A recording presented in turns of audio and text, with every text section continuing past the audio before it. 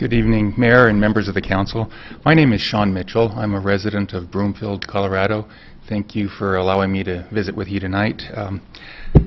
I represent two gentlemen, one a resident of Loveland and another a developer in Loveland, who today filed a lawsuit challenging the city's action in granting a more than $2 million subsidy to attract a Sprouts Farmers Market to Loveland. It seemed fair and reasonable to share with you what the concerns are behind this lawsuit and what's driving my clients. And let me start by saying two things. Number one, like most Loveland residents, these gentlemen appreciate the hard work of the city in trying to create a strong local economy and in trying to create a vibrant shopping environment. And let me tell you what this action is not. It's not a lawsuit for damages. My clients aren't asking for money. They're not trying to put money in their pocket. They are seeking what's called a declaratory judgment, an order from Colorado courts that this transaction can't go forward in its current form because it violates important state laws, laws that protect public resources, laws that protect the public's right to know, and laws that protect the public's right to participate in the process by which all of these transactions came together. Because however desirable it would be to attract Sprouts to Loveland, government's not allowed to do the right thing in the wrong way. And unfortunately, almost everything that could go wrong with this deal did go wrong. There are 5 basic claims. First, based on Colorado's Constitution that protects a fair and level playing field in our economy, government isn't allowed to give financial aid to private companies, either as a loan or as a gift. And the structure here is kind of squishy, whether this is a loan or a gift, but either way, it violates Colorado's Constitution against giving financial aid to companies.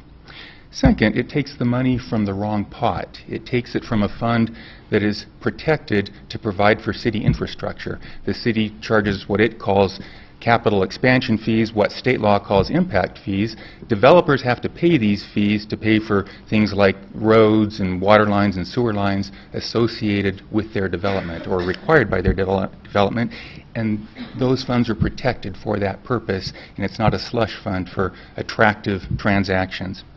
Third, the way this all came together and passed through the process violated the city charter. There were supposed to be 2 readings of an identical ordinance with public testimony allowed before second reading and final passage. And that's not what happened.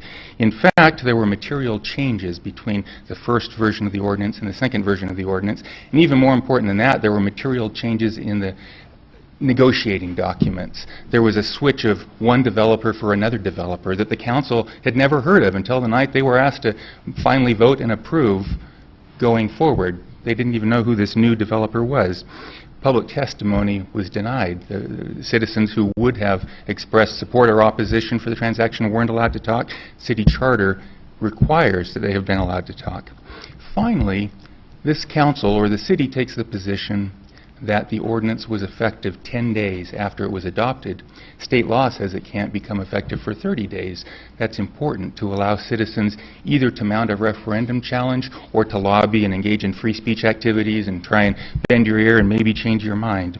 The bottom line here is that the way this has come together and the way it's going forward, the city is giving financial aid that it's prohibited to give.